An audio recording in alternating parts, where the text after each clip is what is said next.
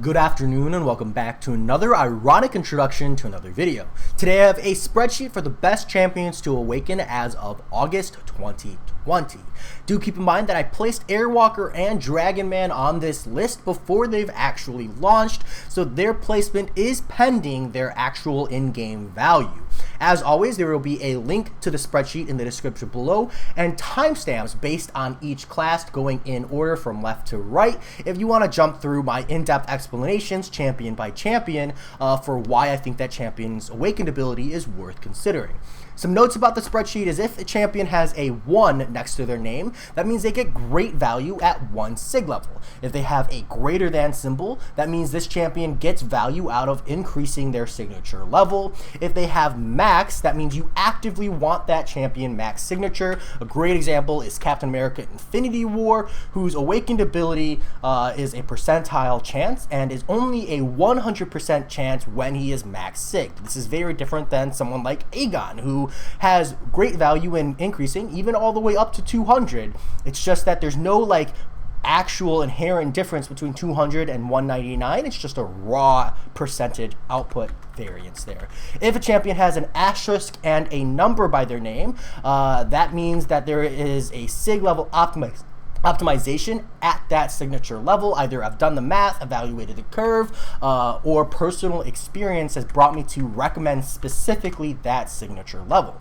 If the champion is grayed out, that means I believe they are a generic worthy champion. Keep in mind this is subject to roster deviance, depending on where you are in the game, how old or young your roster is, development wise, will greatly affect what champions are worth a generic awakening gem.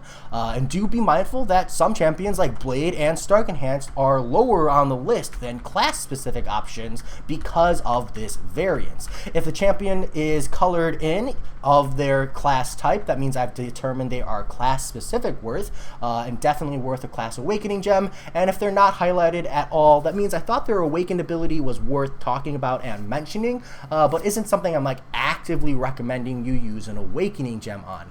They still can be worth one, just not something I actively recommend. Now, first we'll dive in with science, starting with Captain America Infinity War. Captain America's Infinity War's awakened ability is leadership. This is a passive where, depending on the other classes on your team, gives Captain America Infinity War access to extra utility.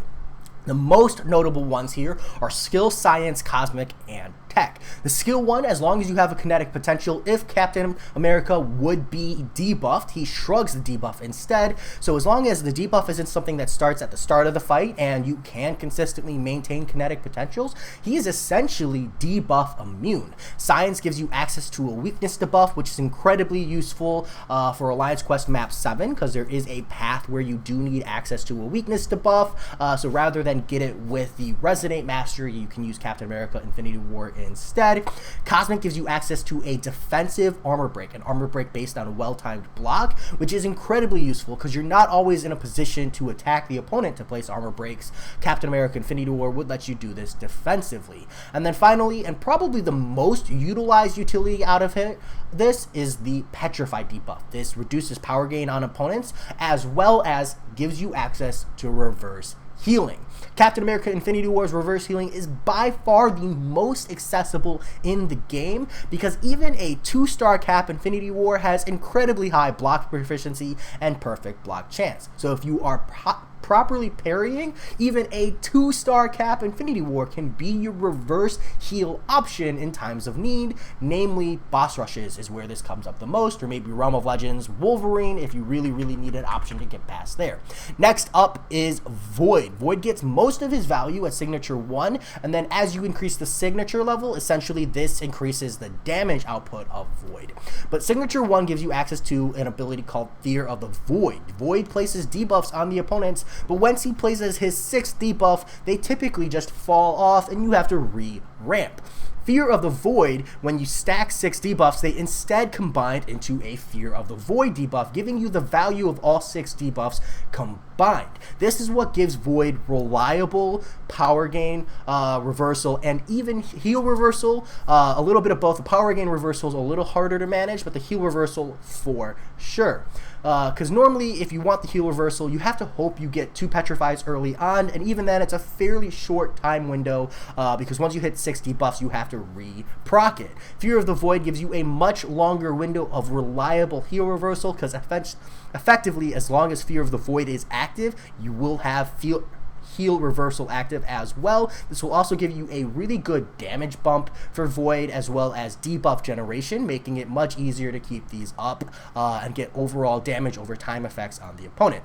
Next up is Human Torch, and note that Void is generic, but Human Torch's awakened ability, even though Human Torch is generally used more often these days, is class worthy. And a lot of that value is because Void's awakened ability comes in at 1 signature level. So if you're just awakening and walking away, you just get a lot of that right there at level 1. Whereas Human Torch, you don't get a whole lot of value at Sig 1. You really need him at Sig 80 to justify. I'll post a link in the spreadsheet in the description below, kind of explaining the math there. But essentially, Human Torch has a pre-fight ability that you can only use once unless he's awakened, that allows you to apply Nova Flames instead of Incinerates. This is incredibly useful if you're trying to use Human Torch to counter, say, Iceman, who is Incinerate immune. You could use your pre-fight and use Nova Flames instead, allowing you to bypass that Incinerate immunity. At Sig, increased Sigs, essentially, when you start a fight, if your pre-fight is already used, you have a percentage chance to regain your pre-fight ability back, and every time this doesn't work, consecutively that percentage chance increases. This is notably most used for Abyss of Legends. It's not something you can comfortably rely on for things like Alliance War or Alliance Quest. Of course, if you have your Human Torch maxed out, or say you would see this fairly often, so I think Alliance Quest is somewhere where you wouldn't necessarily rely on it and expect to have it, but it's a nicety that will come up every once in a while, so you can expect to, use it once more, twice more, just for convenience sake, but don't rely on it as a necessary utility. But for Abyss of Legends, where you're reviving over and over and over again, you're gonna get it back very frequently, and it's a really, really good damage bump on Human Torch at the very least. Next up is Red Guardian. Red Guardian has access to a perfect block on a well-timed block. Unfortunately, he has a shield durability, but his awakened ability increases the quantity of durability your shield has, and at Sig 200 has a 100% chance on a well-timed block to prevent durability loss. That means as long as you are well-timed blocking, Red Guardian's shield will not break, and you can rely on perfect block over and over and over again. This will also make your other debuffs last longer, but that's notably not what makes Red Guardian's awakened ability so good. Moving on to Thing. Thing, his awakened ability is primarily used as a defensive tool, but has some cheeky uses as an offensive tool in mitigating damage. But essentially, if Thing would be stunned, hit by a special 1, special 2, or when Thing throws his heavy, he triggers something called Protection. Protection gives him damage resistance based on the number of rock stacks he has and the signature level, all the way up to 100% damage protection. That is why there is a specific value in having Thing maxed, because if you have him maxed, you could build up to 20 rock stacks, throw a heavy, and then tank a special 3, knowing that you're going to take 100% reduced damage. There's a lot of really good cheeky offensive value there that can be very, very useful. And honestly, even at lower SIGs, if you're trying to mitigate, say, recoil, or even mitigate some damage in more matched up fights, this can be very reliable, making Thing a lot more defensively useful as a tank. Next up is Hulk Ragnarok. His awakened ability gives you access to the heal. If you're trying to use Gulk as a taxi, you take that coin flip chance to heal. Higher sig, bigger heal. Luke Cage gives you access to invulnerability. When he would be hit, he triggers invulnerability for a period of time. Higher sig means longer duration invulnerability, as well as lower cooldown. It's a long cooldown anyways, so there's not a lot of value there anyways. Red Hulk's awakened ability gives you access to increased damage at the start of the fight. You start with 2 heat charges, which will also give you a little bit of heat resistance, physical resistance and incinerate resistance. But the primary value here at Sig 1 is just having those 2 heat charges is going to start him off with a bit more damage. Specifically, if you have him at Sig 33 or higher, max heat charges, 10, would give you 100% incinerate resistance, allowing you to rely on Red Hawk for an incinerate node if you can comfortably get to 10 heat charges first. Next up is Aegon, going in the skill category. Aegon's bread and butter is his awakened ability. If you're trying to use Aegon without it, you're using him wrong. Generally speaking, you want him at least 60 to 80 or so if you're using him Labyrinth of Legends, and as high as possible for all content. Awakened Aegon will carry part of his combo meter over into the rest of the quest as a persistent combo. This will allow you to ramp Aegon up and make him the absolute monster that he is always tuned to be. Nick Fury, his awakened ability, you get almost all of the value at signature 1. Really, the only reason to sig him up higher is for defense, so maybe I should put a greater than there, but I don't want to mislead people, so I'm going to leave it at 1. But Awakening Nick Fury gives you access to something called Life Model Decoy. Life Model Decoy is when Nick dies the first time, he instead replaces his Life Model Decoy with the real Nick, getting a big Fury as well as degenning down to 30% health over a period of time. With this Fury, that Nick Fury maintains his tactical charges, allowing you to stack a permanent unblockable phase as well as anti-miss, anti-evade, and just get insane amounts of damage out of Nick Fury. Like, the damage difference between Nick once you've killed him off once and you have that Fury active, and Nick without that Fury active is massive. So go ahead and give that a try if you have not. Next up is Stealth Suit Spider-Man. His awakened ability is really just increased potency on Furies and his Prestige. That's why I have him as worth a class specific, because the Prestige is definitely a really big factor in his awakened value. The potency on Fury is really, really nice. It's a nice damage increase, and if you're using Stealth Suit Spider-Man, you're pretty much using him for the slow effect. That's like his biggest utility kit. So it's really nice to have a little bit harder hitting fights, especially if you're using him in war. But overall, I think the biggest push there is Prestige. Next up is Blade. I have Blade as generic worthy because essentially if your roster is developed, Blade isn't used as often, so his value significantly decreases. But if your roster is new, if Blade's your first rank 5 5-star or first rank 4 5-star, he's worth awakening because of the amount of resources he's going to save you. He gets access to a healing factor where you just hold block to heal. Higher sig essentially makes you heal faster, and it's just a lot of taxi value on Blade. He is really, really valuable, especially when you're using the proper synergies as an anti-villain. So yeah, just essentially the younger your roster, the generic worthy, but eventually he just completely phases out and becomes not even worth an awakening gem. So be mindful of that if you're gonna awaken your Blade. Next up is Gwenpool. Her awakened ability gives her access to the ability to tank specials. Essentially, she can only take percentages of her current health from special attacks. That's right, that means it will take her down to 1, but will not kill her. It also gives her access to defensive ability accuracy reduction based on her combo count. So there is a really nice value in that. You get almost all of the value at Sig 1, but having her at higher Sig levels can be helpful in more equivalent matches where tanking specials, you know, maybe a special 2 won't kill you anyways, so it will reduce the damage there, which can be very, very nice. Next up is Taskmaster. His awakened ability gives you access to concussion debuffs for that ability accuracy reduction, which is incredibly nice, and just having those concussion debuffs will also really increase your damage output as Taskmaster. The two combined provides a nice solid awakened benefit. Next up is Black Widow. Hers is just raw ability accuracy reduction on hit, up to 95% against science champions. I wish this was 100%, but 95% is still really damn good.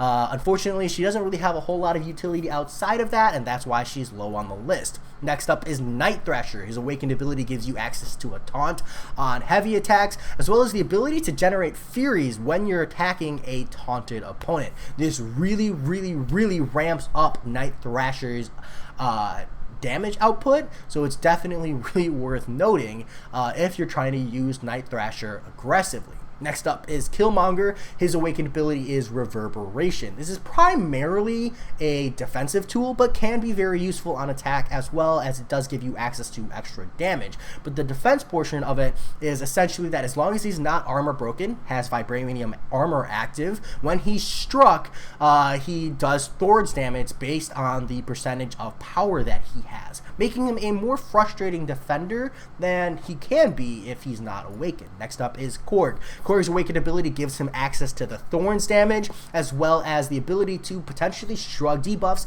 including stuns, as long as his rock shield is active. If you're using Korg as a defender, you want him awakened and as high sig as possible to make him the most frustrating defender he can be. Next up is Ronin. Ronin's awakened ability gives you access to essentially a safety net. Once you have 7 cruelty passives, if you would be hit, he evades for a duration period instead. It's a nicety. If you're going to be using Ronin, it can save you a lot, and it's very convenient. It's also very nice if you're maybe trying to evade machine gun special ones that you normally couldn't. Not a super common situation, but definitely nice to note. Next up is Black Widow Deadly Origins. This gives you the ability to increase the duration of your sabotage debuffs. You don't really need to awaken her, but it's, definitely worth noting, especially if she sees some kind of buff action, which I really hope she does. Next, we'll move on to Omega Red. Omega Red, his awakened ability gives you access to crazy increased amounts of damage. Now, you do get all of Omega Red's utility for the most part without him awakened, but one of the things that makes Omega Red so good is his ability to just absolutely burst opponents down with crazy damage over time. A big part of that damage over time is from his awakened ability, so if you're trying to use him as that blow opponents up in the first 30 seconds of the fight champion that he can be, you do need him awakened and as high of a sig as possible for those crazy damage numbers. Next up is Archangel. Archangel gets access to neurotoxins, and the neurotoxins just at sig 1 will block all regeneration on the opponent. Now you get neurotoxins already, but this gives them the block regeneration ability, allowing you to have a nice free heal block. And that's just all at sig 1. But at sig 111, the percentage ability accuracy reduction here becomes over 33%, like 33.4% or something. And so if you place 3 neurotoxins, it will give you 100% ability accuracy reduction instead of having to place that 4th one to get to 100% ability accuracy reduction that way. Next up is Namor. Namor's awakened ability gives you the ability to reflect all damage while he's attacking. This is primarily used for Thorns damage. Now you want Namor maxed because any amount of Thorns damage being taken back will end up killing you. So there's a big noticeable difference between 80% damage reflect and 100%. That 20% on a high health boosted crazy 60,000 boss will end up screwing you up. You can still using him at lower sigs, but at that point you're probably better off using another anti-Thorns option. Additionally, Namor's prestige is crazy high, so that's a really good reason to have him sigged up as well. And if you're running Liquid Courage and Double Edge, as long as you're attacking with willpower, you will heal for that phase. When people talk about Namor having crazy amounts of regeneration, this is what they're talking about. You have a maxed out Namor, you have poison on you permanently, and you have willpower. Poison damage is being reflected onto the opponent, and willpower is healing you. You'd be surprised. If you slow your combo down, you're going to get a lot of healing out of Namor that way. Next up is Colossus. Colossus' awakened ability gives you access to 2 major factors. The first one is the chance to convert expiring armor buffs into permanent ones, allowing you to essentially increase your overall damage for longer fights, especially since Colossus is used in a lot of Act 6 content. The fights get longer. Having access to more permanent armor ups will increase your overall damage and make fights shorter as a result. Additionally, every time his immunities protect him from an effect, he has a chance to gain an armor up buff. That means if you're using Colossus on something like Caltrops or an Incinerate node where every time you hit the opponents you're getting incinerated, Colossus's damage is going to shoot through the roof because you're going to be picking up a lot of extra armor ups, which translates to a lot of extra resistance and a lot of extra free damage. Next up is Havoc. Havoc's awakened ability, you get 25 or half of the awakened ability's value at sig 1. So you really just need to awaken and run with it, but it's nice to have him higher sig for a higher increased chance. Essentially, every time he gains a plasma charge, you have a 25 to 50% chance to gain an extra one. This is really nice, especially if you're someone who likes to gun straight for a special 3 of Havoc, because a lot of times if you go straight for a special 3, you're not going to have enough plasma charges to go straight for a 10 prowess, and you're going to be waiting around. This is going to make that waiting around period much shorter.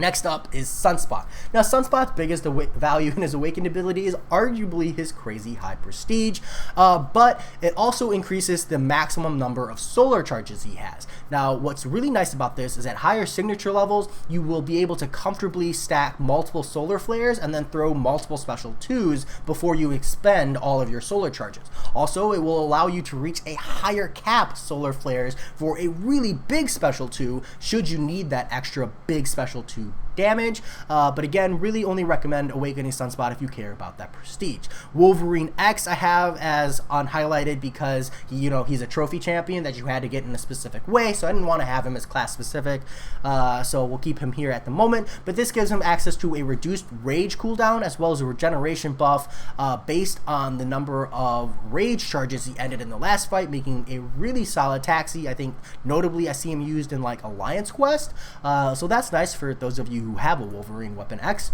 Next up is Domino. Her Awakened ability allows her to deal a passive damage against opponents whenever their abilities fail to trigger. This is primarily used for defense, but it is a nice damage bump if you're using her offensively. But mostly this is what makes Domino a frustrating defender, is because as you're blocking her or your parries are failing to work, you're just taking damage over time, and that's something you have to be mindful when you're going against Domino as a defender. Next up is Iceman. This is primarily defense as well, because it's cold snap damage that if they are not bringing your cold snap immune, they're just going to take free chip damage. But it's also really, really nice to use for utility. Essentially, as long as the opponent is cold snap, they can't evade. Iceman's Awakened ability will allow you to kind of sort of use him as an anti-evade champion. For the first 12 seconds, they'll have a cold snap, and then once you start cycling special 1s, they'll have cold snaps that last 9 seconds. So as long as between a 12 and then 9 second cooldown window, you can keep the special 1s up and active, you can use him to counter evade champions, which is a nice little utility if you need. Finally, is Store Pyramid X. This is solely defense value. There's a little bit of value here on the attacking side, but it's really just defense, allowing her to activate both Tempests when she reaches a certain life total down at the lower end. I wouldn't really recommend awakening her, but it's definitely worth noting. Next up, we've got Ghost in Tech.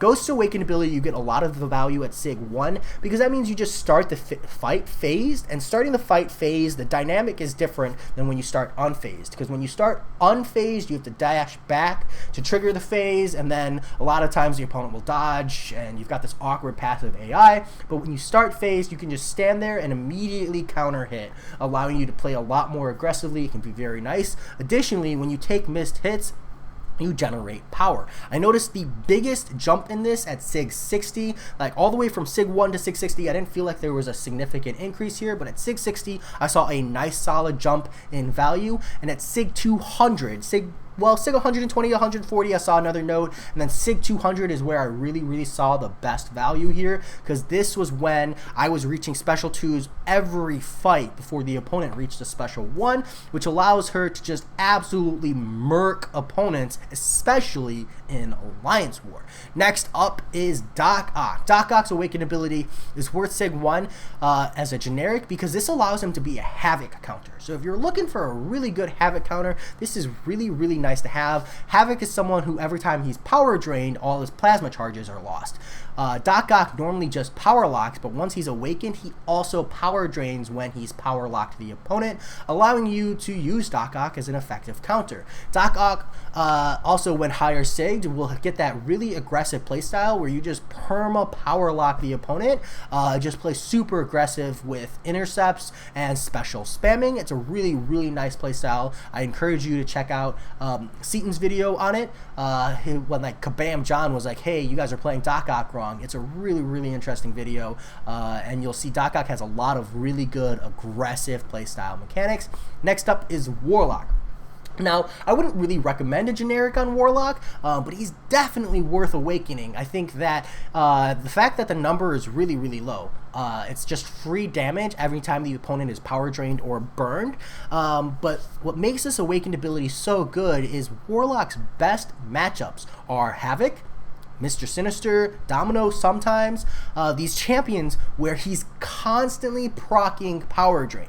Normally on champions that, aren't doing non-contact attacks or aren't constantly healing, you're not power draining them. The only way you would get the damage out of his Awaken ability is from his special 1. But if they're doing non-contact attacks or they're constantly healing, when they have an infection active, they are power draining the entire fight. So even this small amount of damage actually ends up being really massive over the course of a long fight. A really good example of this is if you look at Warlock versus the Abyss of Legends Havoc. The Awakened ability makes a huge difference in Warlock's overall damage output. It's also really nice in War, because like Warlock's biggest flaw is his overall damage output. Compared to a lot of the other like God tier and above champions, it's a little lackluster, and this helps bridge that gap a bit. Next up is Stark Enhanced Spider-Man. The best value out of this is when he's above 50%, and it gives you access to increased critical rating. If you've got Stark Enhanced or you're using him for War, it's nice to have him Awaken. Higher crit rating means higher damage output. Higher damage output means shorter fights. And that's actually really, really, really good on Stark Enhanced Spider-Man. The reason I have him as worth a generic is if you've got him rank 5 and he's your major Alliance War option, then he's really something you want Awaken to have the best chance to get those one-shots. Or maybe he's your first rank 5 and you're trying to use him to take down the Act 5 Collector boss to get Uncollected. It's nice to have him Awakened for that extra damage to just absolutely delete the Collector. So yeah, just be mindful of where your roster is, because it might be worth saving that generic for other options, but again, just depends on how your roster is developed. Next up is Guillotine 2099. She gets the most defense value out of this just at signature level 1, but increasing that signature all the way up to 200 gives you access to Combo Shield. Now, the reason I say she gets defense value out of this out of Sig 1 is while under the effect of a Combo Shield, damage from incoming attacks, except for special 3s, is capped at 10% of her max health, making her a more frustrating defender, essentially, a tankier defender, and then when you sig her up, the Combo Shield will more likely proc when she's getting attacked as well, but also as an attacker, maintaining your combo is incredibly important as Guillotine 2099, because if you lose your combo, rip goes your damage. Next up is Guardian. He gets an insane amount of resistances from his Awakened ability. It's just so much tanky and beefiness here that you really, really want to Awaken him and then sig him up. It's a huge scale up too, so you really want to really want to sig him up. You don't really get like a ton of the value out of Sig 1. It's just like a low bump to tankiness. You really do need him high sigged in order to see that value. Next up is Darkhawk. This is where he gains access to the auto block, the increased offensive combat power rate, and the attack rating based on what shield he's in. If you're using him as an attacker, you really want him Awakened to get the most value out of him, and if you're using him as a defender, you want him Awakened, even potentially max sigged, because that's what gives him the auto block when he's being consistently knocked down and put into shield mode. Next up is Star-Lord. This allows you to carry combo in a fight to build up your damage. When you see Star-Lord hitting like a truck, it's from this Awakened ability. Next up is Sentinel. Sentinel's Awakened ability, the primary function is in allowing him to generate analysis charges whenever the opponent throws the same special attack multiple times in a row. This will allow you to ramp up Sentinel a lot easier and a lot faster. But also, it also reduces the amount of power that's lost based on the amount of analysis charges he has when he's affected by a power loss. This can be very useful in some situations, so be mindful of that, but it's generally not, well, we'll just leave it at that. Next, we'll move on to Mysterio. Mysterio's Awakened ability allows him to generate a chemical gas every X seconds, and the duration that it takes to generate that gas is reduced based on a signature level. Now, the chemical gas is what gives you access to the big poison damage as well as his utility, so having this Awakened ability can make using Mysterio a lot easier and just generally faster paced, which can be really nice since Mysterio is typically a slower paced champion. Both divisions have access to some form of power gain. OG Vision has access to Synthesis, where he just gains power passively, and Vision Age of Ultron gives access to Power Steal, where he steals power from the opponent. Next up is Iron Man Infinity War. His Awakened ability is primarily a defensive tool, but it can be used aggressively. Essentially, when he's below 15% health, he gets armor ups. While he has armor ups under this phase, he gains passive power as well as a 100% chance to 100% chance to auto block. That auto block will trigger parry, so be mindful of that. And then finally is Hulkbuster. This is just like a big heal. I really only put Hulkbuster here as we're talking about because he just recently got buffed, and you know, I know a lot of people will ask that question. Next up, we're going to talk about Captain Marvel movie. Captain Marvel movie gets most of her signature value at Sig 1, and then if you sig her up to Sig 40, you can get a lot more. Her Awaken ability gives you access to an indestructibility buff when you trigger binary ignition above 20 energy charges. Now at Sig 1, this is 6 seconds. At Sig 40, this is 9.6 seconds, or a 3.6 second increase. And then the next 166 Sig levels only gives you 2.4 seconds. So you're getting more than half of the increase in indestructibility duration from 40 signature stones. So that's why I have her placed as Sig level 40 optimal, but it is really nice to sig her up past that point for prestige, and a 12-second indestructibility buff is nice to have if you have the extra stones. But don't underestimate the value of an offensive indestructibility. This is way different than Luke Cage's because you, the player, can trigger this intentionally and use it to take down things like Icarus or nasty damage over time or Thorn's effects. Captain Marvel movie will just have this small period of time where she's unkillable, and that can be used incredibly aggressively. Next up is Corvus Glaive. Corvus Glaive's Awaken ability gives you indestructibility as long as you have Corvus Glaive charges. As long as you have glaive charges, he can't die. That makes him immune, essentially immune to all damage over time effects, unkillable in that regard. So if you can end the fight before you lose the 20 charges, or you can perfectly only hit into the opponent's block and never get hit or never take blocks, this will allow Corvus Glaive to essentially live forever against any kind of damage over time effect. Next up is Hyperion. Hyperion's Awakened ability gives him access to increased buff duration. You can see by the curve over here, you get almost all of the value at Sig 1. You do get a good amount at Sig 40, it places you about here, but really after that point, there's nearly no reason to sig him up higher than that. But the buff duration is really, really nice. This makes his power gain buff longer. It makes his fury buffs longer because the furies are really short duration when he's unawakened.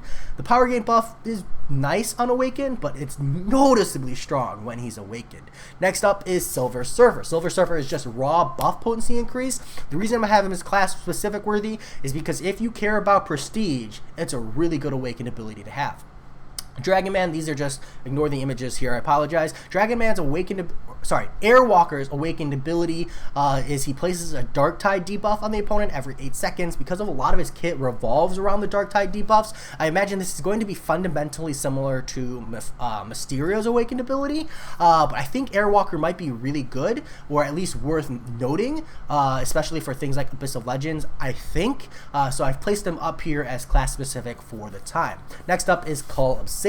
Cull Obsidian's Awakened ability gives you access to a big fury buff when your route ends, as well as the ability to reactivate your route. So if you're using Cull Obsidian in longer fights, you really want him awakened because a lot of his value revolves around that route window and that big damage that you're getting out during that route window. Next up is Ronan. If you've ever seen Ronan stun cheese, where you just stun locks an opponent in the corner, that's because he's awakened. His awakened ability makes his stun debuffs last longer for each buff on the opponent. So if you're trying to use Ronan for the stun cheese, you got to get him awakened first. Next up is Venom. This will give you a percentage chance to start with an extra buff at the start of the fight, as well as increase the potency of your buffs. So if you're a Venom fan, this is a really nice touch. Next up is Medusa. Her awakened ability, you pretty much get all of the value at Sig 1.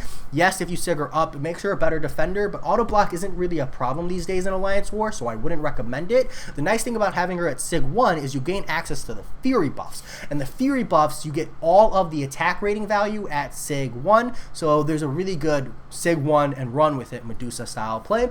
Next up is OG Thor. OG Thor's awakened ability gives you access to his armor break. Just having access to the armor break is a utility in its own, so Sig 1 is good enough there. It's a defensive armor break as well for all those situations where you want to apply armor break on a block rather than hitting the opponent. Additionally, like, you really want him high Sig because it's a kind of low armor break at low Sig, but at high Sig, it just allows him to get insane amounts of damage. If you haven't seen OG Thor's damage output at Sig 200, you should look it up. It's pretty nutty. Next up is Nova. His awakened ability, you get most at 1. This is primarily a defensive value. This is going to make it so he has the ability to trigger auto block, which triggers parry. His auto block normally doesn't trigger parry, so you have to have him awaken to make him that much more of a frustrating defender, because an unawakened Nova won't parry you, so you're not getting stunned as a defense, so you can just comfortably trigger the auto block and move on. But an awakened one will parry you, so you have to play around that auto block window. Next up is Vision Arcus. His gives him the ability of tenacity as a defender. I actually think it's really frustrating when you go to stun. You have to play around the expectation that he's going to shrug your stun off the same way Korg will when his rock shield is active. Next up is Tyrax. Tyrax's awakened ability allows him to start with his rock field active, and also affects the amount of power he starts at the beginning. Tyrax's great value as a defender is that just damage he deals by proximity, as well as the aggressive playstyle he has when he has his rock field active. He's not really like the world's greatest defender, but as someone who awakened by Tyrax, I felt like I needed to put him on here to explain the value of the awakened ability. Next up is Hela. Hela gives her access to the indestructibility. Just at Sig 1 will allow you to use her for memery, because Hela is a common memery option if you're doing specific nodes where you pass the health back to the opponent and then you just one tap her. Having her have this indestructibility is really nice, but also at higher Sigs it's fairly long and you can get a lot of value out of that extra indestructibility window. Phoenix's awakened ability gives you access to when you die you can gain a bunch of health based on the number of Phoenix Force charges you have. At higher Sigs this is a significant increase in health gain per charge, so if you're trying to use Phoenix as a taxi, especially if you're using her with, say, Emma Frost, you really need her awakened for that regeneration capabilities. Next up is Carnage. Carnage's awakened ability gives him access to power gain when the opponent is bleeding or armor broken, and because Carnage either places bleeds or armor breaks, this will give you awesome corner power spam on the opponent, which can feel really satisfying if you have something like deep wounds for those longer bleed effects. Next up is Morningstar in the Mystic category. Now, Mystic is interesting. I do want to note that these top 3 I have in the list are not necessarily the best 3 Mystics. Actually, they're not, because I would rate Symbiote Supreme, Doctor Doom, and Clairvoyant as the top 3 Mystics at the moment. But the awakened ability for these top 3 is just like leagues better for the specific champion than Sims, Dooms, and Clairvoyants, which is a really interesting dynamic. Morningstar's awakened ability gives you essentially the ability to siphon the value out of buffs on your opponents. So if they have a Fury, Regeneration, or Power Gain, as well as if she doesn't have a Captured Soul, you need to ramp up to 5 for the most value out of Morningstar. She starts with 1, so it lets you cheat straight into 1. It's one less fight you need to ramp up on. But this is really nice to have, especially if you're using her for, say, the Act 6.1.5 Crossbones, who's constantly regenerating.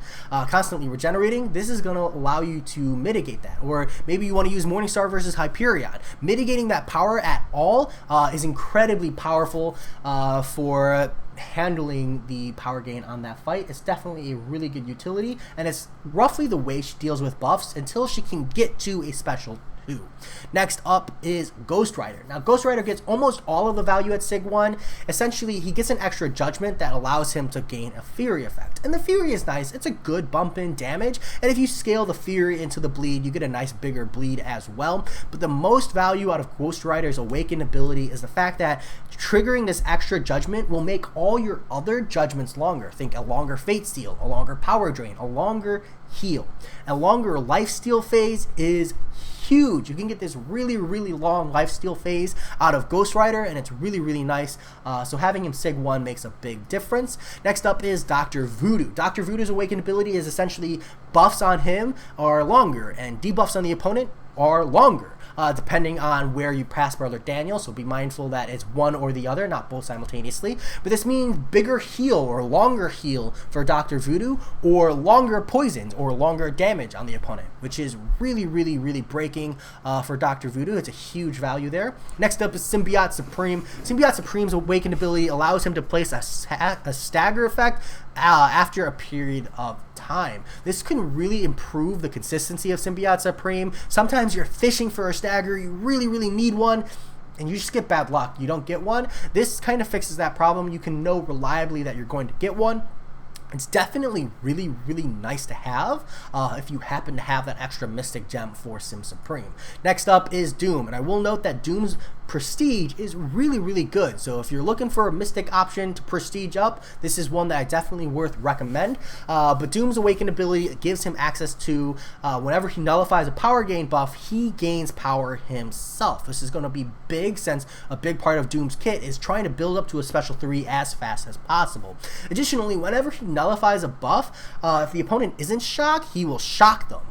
This will allow you to get that heavy stun on opponents if maybe you can't land a medium. You can hit into their block, and if you've nullified a debuff with stagger, like one is triggered sense, the shock will place and you can hit into their block, hold heavy, and even though they're blocking, they will still passive stun. It makes for a really good added combo or way to hit into the opponent if you're maybe not able to block for some reason. Next up is Clairvoyant. She gets access to something called Death Immunity. Essentially, this is Phoenix's Awakened ability, but you have to first throw a special 3, and how long the Awakened ability is active for is dependent based on the number of Clairvoyance charges you have. But it also means that you can use it over and over and over again. In Act 6.4, there is a clapback node where you are constantly gaining power with Claire, and you can just spam special 3, let the opponent hit you to 0. Death Immunity will save you. You can then throw special 3 again, and it's a really fun playstyle. It also can be really useful to save yourself in a couple matchups here or there, but overall, I think the biggest value out of Clairvoyant's Awakened ability is her Prestige. Next up is Dragon Man, and again, ignore the images, I apologize, but his Awakened ability is that whenever he's facing a non-science champion, and they have a regeneration, power gain, fury, armor up, precision, or cruelty buff, he gains a unique counteractive effect. This is like Morningstar. This is essentially the way Dragon Man handles buffs, so I think if you're trying to use him reliably, you really want him Awakened, and if he's amazing, he might actually be the first Mystic I rate as worth a generic, excluding Scarlet Witch, because currently she's still only available as a 4-star. Next up is Tigra. Tigra's Awakened ability allows you to start the fight with Primal Sense and Huntress Sense active. This will allow you to kind of bum rush an aggressive early burst rather than having to ramp her up first. You do want her higher SIG because 3 seconds to start is not a lot of time, but 12 seconds is a really sizable chunk. Next up is Mojo. If you're using Mojo as a defender, you need him Awakened. This makes a big difference on his ability to maintain subscribers from fight to fight. And as an attacker, it will also allow you to ramp him up, making him better the more you use him along a quest. Next up is Sasquatch. Sasquatch's Awakened ability gives him access to, when he's below 40%, kind of a healing factor, similar to Sabretooth. And also, when he has Wrath of Tanarak active, he will become passively unstoppable during special and heavy attacks, and reduce the opponent's combat power rate, allowing you to spam specials longer before you have to worry about baiting a special, which is really important when you're in that big damage burst window. It's nice to have. Next up is Man-Thing. Man-Thing's Awakened ability gives you access to a Fury when he's above 50% whenever he throws a special, and whenever he throws a special below 50%, access to a Regeneration. If you're not running Recoil, the Regeneration is actually really, really nice, but if you're running Recoil, you don't even need to have him Awakened.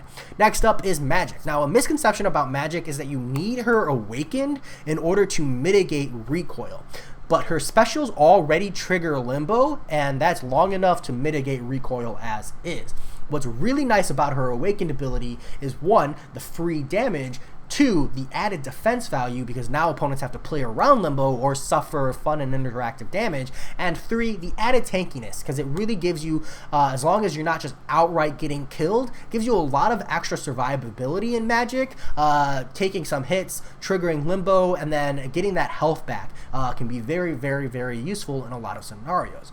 Next up is Sorcerer Supreme. Her Awakened ability gives her increased ability accuracy, but more notably, increased potency on her blessings.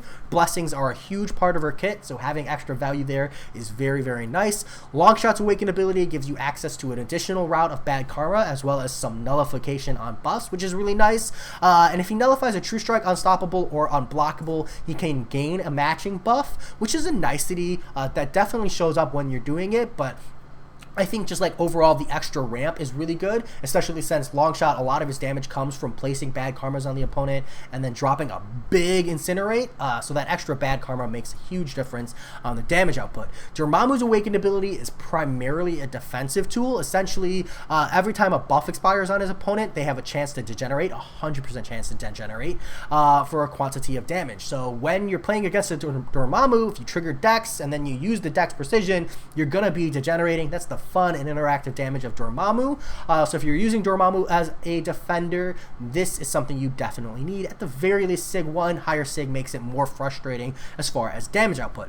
And then finally is Mephisto. Mephisto's Awakened ability gives him the ability to be immune to passive ability accuracy modification, as well as a chance to trigger his Aura of Incineration whenever he well times blocks. Yeah. So that can be really, really nice. It's just kind of like a chance to gain that extra power gain. It also makes him more frustrating as a defender, because the more chances he has for that power gain and that passive Incinerate aura makes him harder to deal with if they're not bringing proper Incinerate immune and they're not bringing proper power control. They have to play around multiple special baits on Mephisto.